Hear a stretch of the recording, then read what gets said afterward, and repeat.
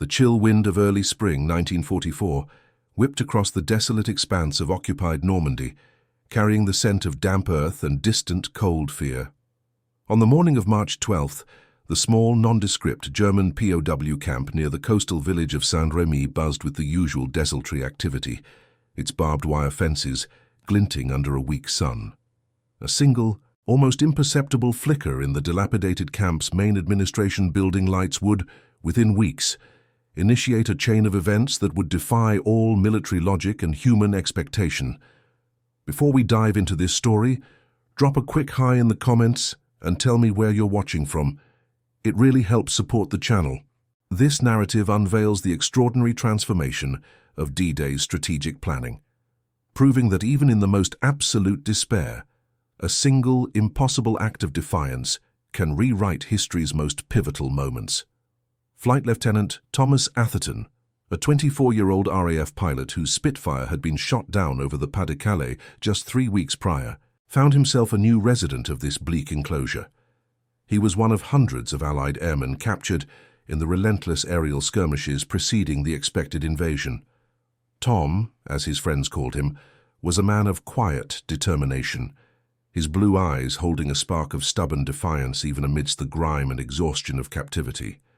He joined the RAF with a fervent belief in the cause, his training at Cranwell instilling in him a meticulous attention to detail, a trait that would soon prove invaluable.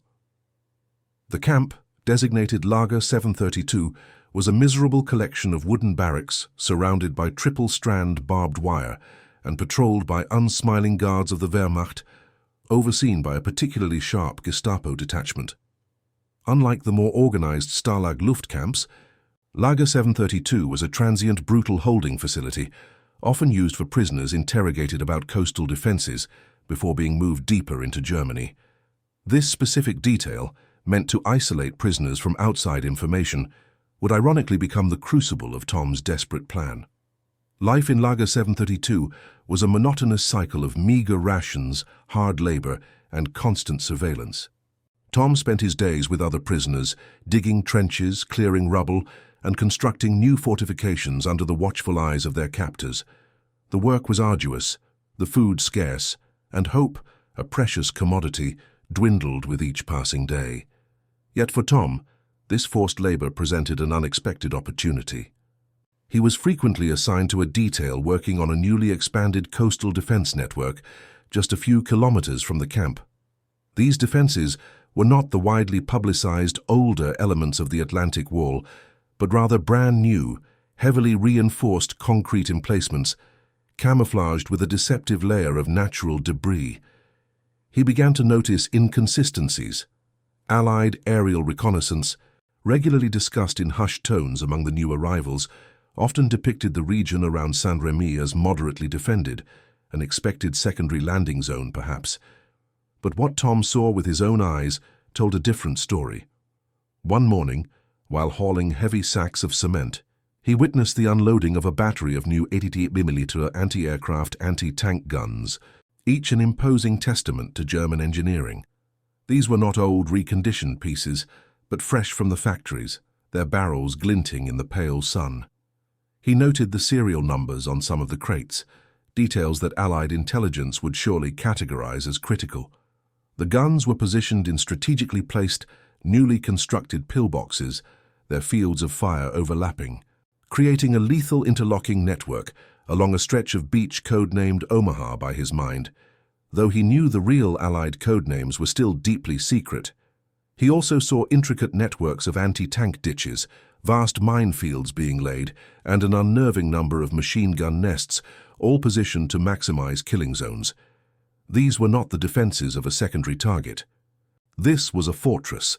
The German propaganda on their radio broadcasts often spoke of the impregnable Atlantic Wall, a boast that sounded hollow back in England. Here, however, it was being built with a terrifying efficacy that transcended mere words. His heart sank as he comprehended the true scale of the fortifications. The Allies, he knew, planned to land somewhere along this coast. If they hit these particular beaches unprepared, the casualties would be catastrophic. The vision of countless young men, his friends among them, being cut down by these very guns gnawed at him day and night. He had to warn them.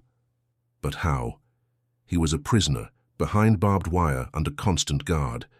The idea seemed utterly mad. Among the prisoners was an older Frenchman, Monsieur Jean-Luc Dubois, a former schoolteacher from Caen, arrested for harboring Jewish families. Dubois, with his spectacles perched on his nose and a perpetually worried frown, was outwardly frail but possessed a razor-sharp intellect and an encyclopedic knowledge of local history and oddly electrical engineering from his youth. He worked in the camp's small, perpetually malfunctioning generator shed, attempting to keep the flickering lights of the commandant's office and the main guard post operational. Tom had noticed Dubois' keen observations, his almost preternatural awareness of the camp's rhythms. He often saw Dubois staring out towards the coast during their brief outdoor breaks, a faraway look in his eyes.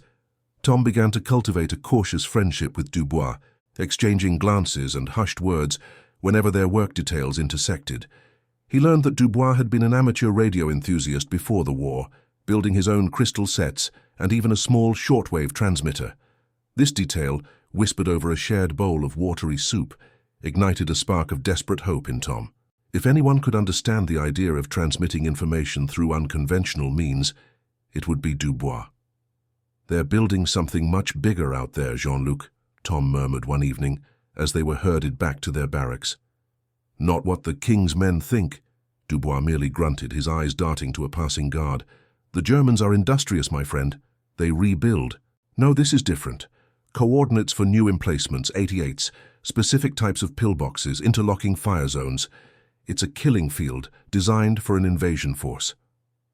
Tom kept his voice low, his words almost lost in the shuffle of boots. Dubois' eyes met his, a flicker of understanding passing between them. He said nothing more, but the seed was planted. Days turned into a week.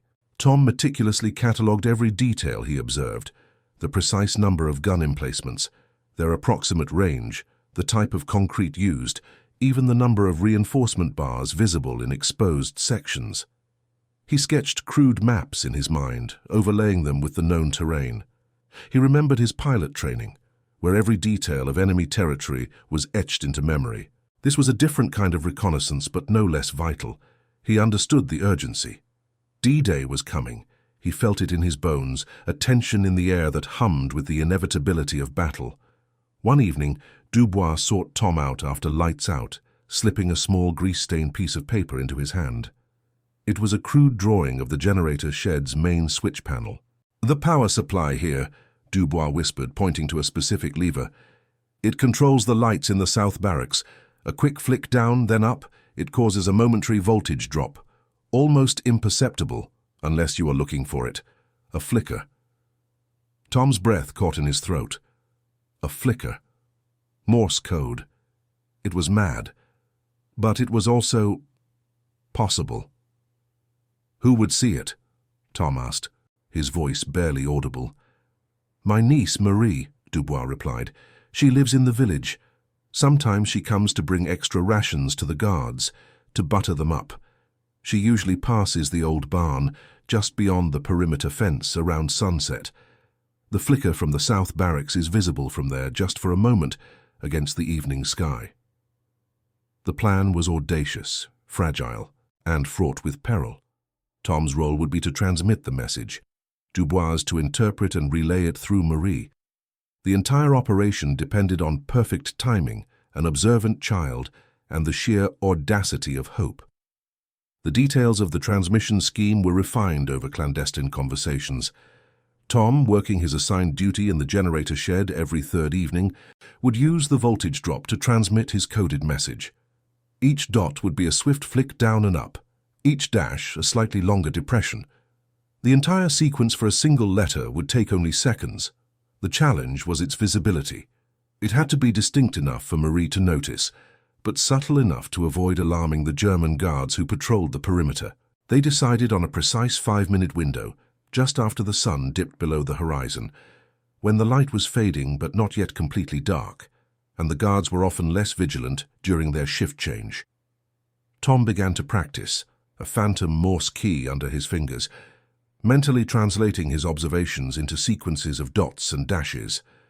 Coordinates were particularly tricky, as were technical specifications. He devised a simple numeric code for the 88mm guns, the new concrete, and the specific types of anti-tank barriers. Each evening, as he worked the generator, he'd subtly test the switch, observing the minuscule flicker it caused in the distant barracks lights. He felt a surge of adrenaline with each successful, unnoticed manipulation. This was no longer about survival, it was about purpose. Dubois, meanwhile, focused on Marie. She was a quick-witted girl of 12, ostensibly visiting her aunt in the village, but in reality she was a crucial runner for a small, unglamorous resistance cell. Dubois had taught her a simple sequence of blinks and pauses, disguised as a children's game, to look for when she passed the barn. "It's a game, little one," he told her during a carefully supervised family visit in the village square weeks ago, under the watchful eyes of a German guard. "If you see the light blink like this, it means the birds are flying north. If it blinks like that, the birds are flying south." He had developed a rudimentary alphabet based on these bird calls, a code within a code, simple enough for a child to remember, yet opaque to anyone else. Marie, bright and perceptive, had caught on quickly. She loved puzzles. The first attempt to transmit the real intelligence was on a blustery evening in late March. Tom felt his heart thumping against his ribs, a drumbeat of pure terror and exhilaration.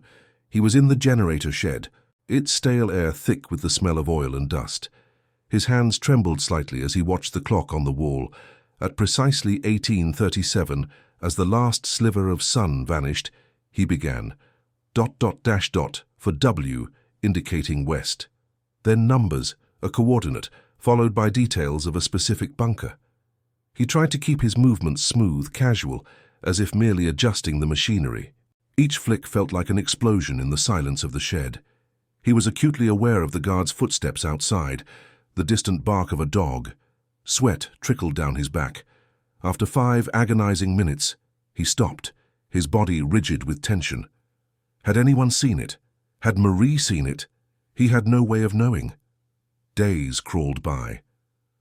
Tom continued his work, always observing, always refining his mental maps. He added details about coastal obstacles, the height of the anti-tank walls, the depth of the minefields. He focused on the specific stretch of coastline that Allied intelligence would later name Omaha Beach, a 5-mile crescent of sand and shingle that he knew was being turned into a meat grinder.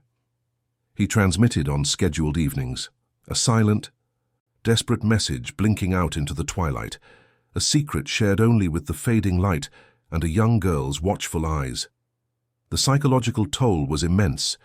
Every guard's glance felt like an accusation, every sudden noise a prelude to discovery. His sleep was haunted by visions of German interrogators and the faces of young soldiers storming beaches that were no longer just stretches of sand, but intricately designed death traps. Oberst Klaus Schmidt, the commandant of Lager 732, was a man of meticulous habits and a chillingly efficient mind. He ran the camp with an iron fist, his cold grey eyes missing nothing. He had a reputation for ferreting out even the most minor infractions. Lately, an unsettling intuition had been gnawing at him. Security reports indicated no overt breaches, yet a subtle undercurrent of unease permeated the camp. He noticed slight irregularities in the prisoners' behavior. A particular group of airmen seemed unusually attentive to coastal details during their forced labor, their glances too keen. He had increased patrols, added watchtowers, and personally reviewed interrogation reports, searching for any hint of intelligence leaks. He found nothing concrete, but his instincts, honed over years on the Eastern Front, screamed that something was amiss. He frequently stood by his office window, observing the camp, his gaze sweeping across the barracks, the generator shed, the perimeter fence. He even noticed the occasional, almost imperceptible flicker in the distant barracks lights, dismissing it as faulty wiring, a common problem in the occupation. A minor irritation, nothing more. Or so he thought. Marie, meanwhile, was diligently performing her part. Each evening, as dusk approached, she would find an excuse to be near the old barn. She'd count the blinks, painstakingly noting them down on a scrap of paper, disguised as a list of groceries for her aunt. The bird calls were becoming more complex, more urgent. Sometimes she couldn't quite catch them all, the light fading too quickly, or a guard's movement distracting her. But she persisted, driven by a deep sense of loyalty to her uncle and an innate understanding that this game was something far more serious. She knew of the resistance, of whispers of sabotage and hidden messages, and she felt a quiet pride in her small, dangerous contribution. After several weeks, Marie had collected a substantial sequence of bird calls. She presented them to her contact, an unassuming baker named Antoine, who ran a small clandestine radio in the back of his shop. Antoine, a gaunt man with flour always dusting his eyebrows, had been part of the resistance network since the fall of France. He was a man of few words but immense courage. He took Marie's coded sequences, translating them back into Dubois' alphabet, which then revealed Tom's meticulously encoded Morse. Antoine, a former telegraph operator for the French Postal Service, recognized the structure immediately. It was Morse code. And the content? It was a stream of numbers and precise technical descriptions of fortifications, coordinates for gun emplacements, and details about beach obstacles. Antoine's face, usually impassive, grew pale as he decoded the message. This wasn't just general information. It was tactical, vital, and incredibly specific. It spoke of newly installed 88mm batteries at specific grid references, of concrete seawalls reinforced with steel girders, of deeply embedded machine gun nests, of anti-tank barriers known as Czech hedgehogs placed on the beaches, designed to rip the bottom out of landing craft. He knew enough of military terminology to understand the implications. This was intelligence of the highest order, far more detailed and current than anything his cell had previously passed on. He immediately prepared the message for transmission, encrypting it with their standard one-time pad. The message, a string of seemingly random characters, hummed across the airwaves from Antoine's hidden transmitter, eventually picked up by a listening post in southern England. From there, it was forwarded to SIS headquarters in London, where it landed on the desk of Major Eleanor Vance. Eleanor was a brilliant cryptographer and intelligence analyst, one of the few women in a position of significant authority within the male-dominated world of wartime intelligence. Her desk was perpetually buried under reports, deciphered enemy communications, and aerial reconnaissance photos. She was pragmatic, sharp, and intensely analytical, with an almost uncanny ability to spot patterns and anomalies. The new report from the French resistance, labeled ultra-high priority unconfirmed source, was unusual. Its sheer detail and highly technical nature stood out. It cited an unknown prisoner of war as the source, communicating via a light signal system. This immediately raised red flags. Allied intelligence had robust networks, but such an unorthodox, impossible method of transmission was almost unheard of. A prisoner blinking Morse code. A senior officer, Colonel Hayes, scoffed when Eleanor presented the preliminary findings. Highly irregular, sounds like a desperate fabrication, perhaps a German plant designed to sow confusion. Eleanor, however, had a gut feeling. The coordinates were astonishingly precise, matching known sectors of the Normandy coast, but detailing fortifications far beyond what existing aerial photographs or resistance reports indicated. Her team had been studying the coastal defenses for months, but their data had begun to show increasingly baffling inconsistencies. The aerial photos, while comprehensive, couldn't pierce the dense camouflage the Germans were employing, and their resistance contacts, while invaluable, were often limited to general observations rather than precise military specifications. This new report felt different. It contained details about the reinforcing bars in specific concrete bunkers, information that could only come from someone on the ground during construction. Colonel, the report mentions new 80 emplacements at grid reference 34. 7. 12. We have aerial photo B41C of that sector from last week. It shows only minor activity, mostly earthworks. This report claims fully constructed, camouflaged bunkers with specific artillery models. If this is accurate, it represents a significant escalation in German defenses, specifically targeting landing craft and infantry. Eleanor's voice was calm but firm. Hayes stroked his chin. Could be a disinformation campaign. Plant a fake message about strong defenses, hoping we'd shift our landing zone into a genuine trap. Or, Eleanor countered, it could be a genuine warning, so critical it almost defies belief because of its source. The level of detail suggests intimate, on-site knowledge. No ordinary resistance cell would have this. She pushed a copy of the decoded message across his desk, along with an overlay map showing the coordinates. The discrepancies between the known intelligence and the new data were stark, alarming. Eleanor argued persuasively for verification. The stakes were too high. The success of Operation Overlord, the largest amphibious invasion in history, depended on accurate intelligence. If the prisoner's message was true, thousands, perhaps tens of thousands, of Allied lives were at risk. After several tense meetings, Eleanor secured approval for a covert reconnaissance mission. It was a gamble, a diversion of precious resources and manpower, but the nagging feeling that this was not a hoax compelled her. A small, elite Special Air Service SAS team, led by Captain Alistair Finch, was dispatched. Their mission? To infiltrate the Saint-Rémy sector, specifically targeting the coordinates provided in the prisoner's report, and verify the existence and nature of the purported new fortifications. Finch was a seasoned commando, an expert in clandestine operations behind enemy lines. His briefing was succinct. Your objective is to confirm or deny the existence of new heavy fortifications at these locations. Discretion is paramount. Do not engage unless absolutely necessary.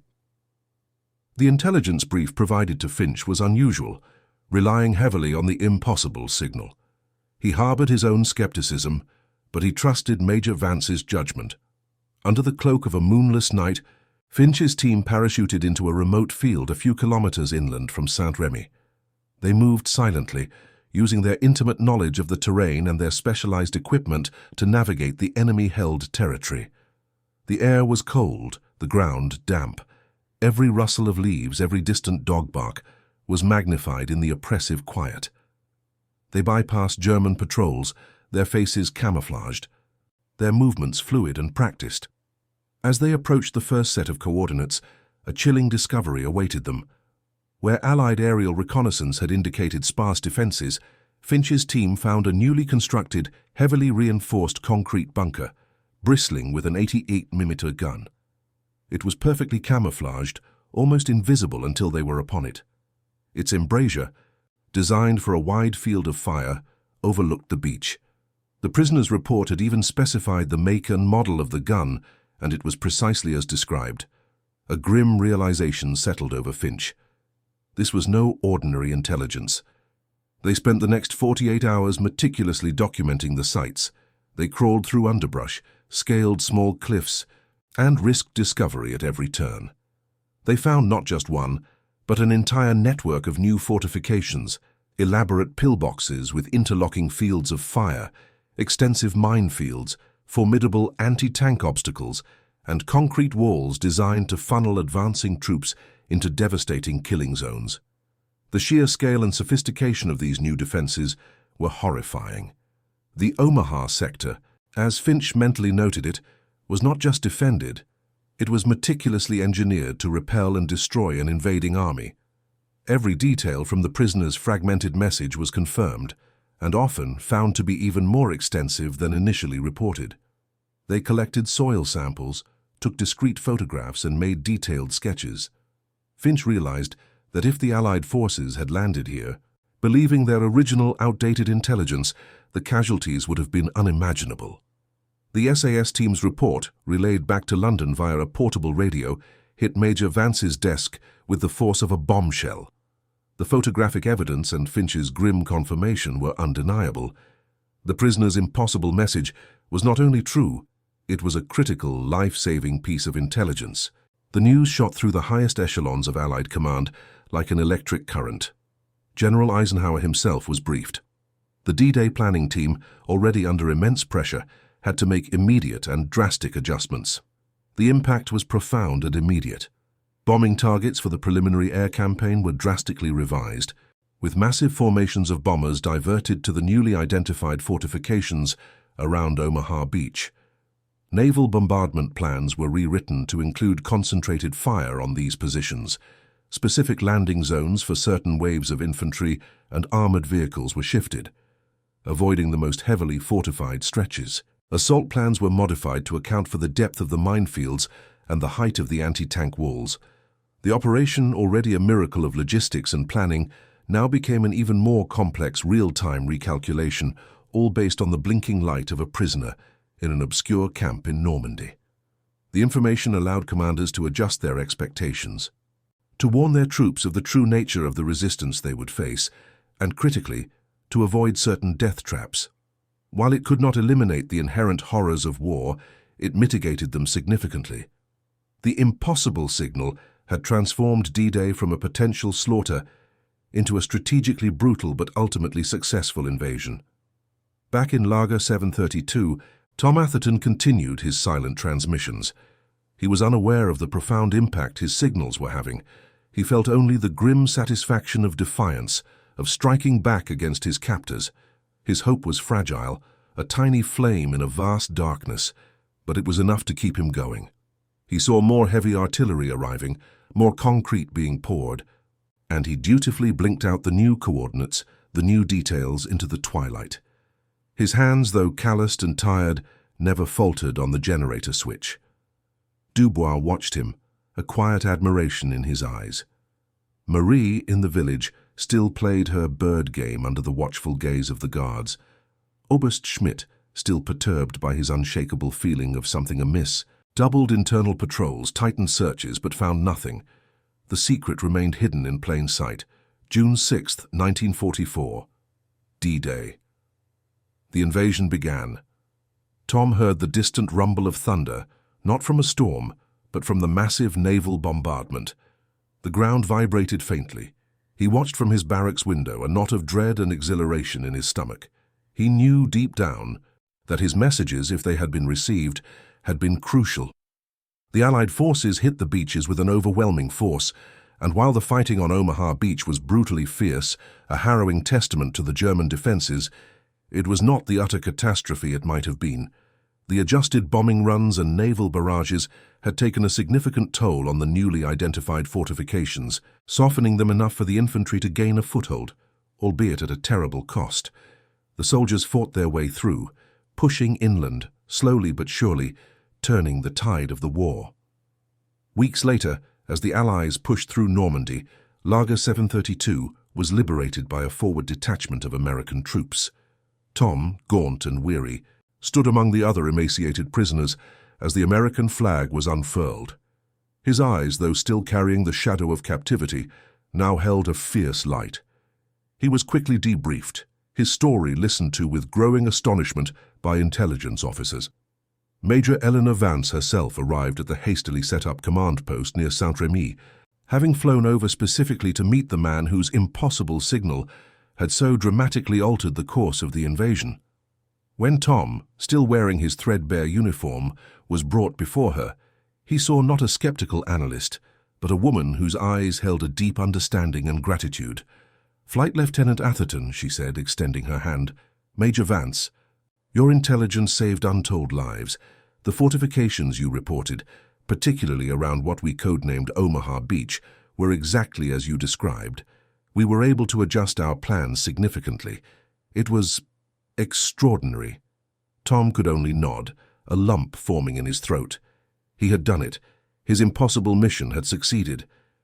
He finally relayed the full story of the Blinks, Dubois, and Marie.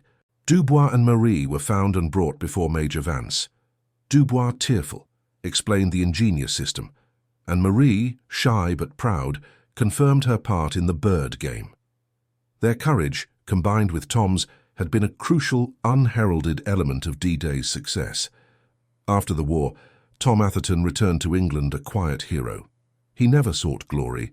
The memory of the grim conditions and the faces of those who perished too vivid. He eventually married, raised a family, and became a beloved history teacher, often sharing stories of the war, though rarely his own. Major Eleanor Vance went on to have a distinguished career in intelligence, her belief in unorthodox sources forever shaped by Tom's story. She ensured that his contribution, and that of Dubois and Marie, was documented in the classified archives. a testament to the fact that even the smallest, most unlikely actions can have the greatest impact. She became a staunch advocate for unconventional intelligence gathering, understanding that the truth often emerges from the most unexpected corners. Monsieur Dubois, recognized for his selfless courage, returned to teaching in Caen. His village largely spared the worst of the post-invasion fighting. He often watched the lights of his home at dusk, remembering the flickering signals from the distant camp. Marie grew up a vibrant woman, carrying the secret of her childhood game with her, knowing she had played a small but vital part in something monumental. Their lives, once ordinary, had been irrevocably shaped by their quiet heroism. The stretch of coast near Saint-Rémy, once a clandestine death trap, now became a site of quiet reflection, dotted with memorials to those who fought and fell. The once secret bunkers, products of meticulous German engineering and Tom's harrowing observations, slowly crumbled with time, testaments to a conflict that reshaped the world. What was once seen as an impossible act of communication, a prisoner's desperate gamble, became a fundamental turning point. Flight Lieutenant Thomas Atherton, through a series of subtle blinks in the twilight, a secret shared with an old teacher and a young girl, had ensured that the might of the Allied invasion, the greatest military undertaking in history, did not fall prey to unseen dangers. He looked at the maps, the coastal lines, the beaches forever etched into the world's memory, knowing that a tiny light in the darkness had, against all odds, guided an entire armada to a pivotal victory. And that concludes our story. If you made it this far, please share your thoughts in the comments. What part of this historical account surprised you most? Don't forget to subscribe for more untold stories from World War II, and check out the video on screen for another incredible tale from history. Until next time.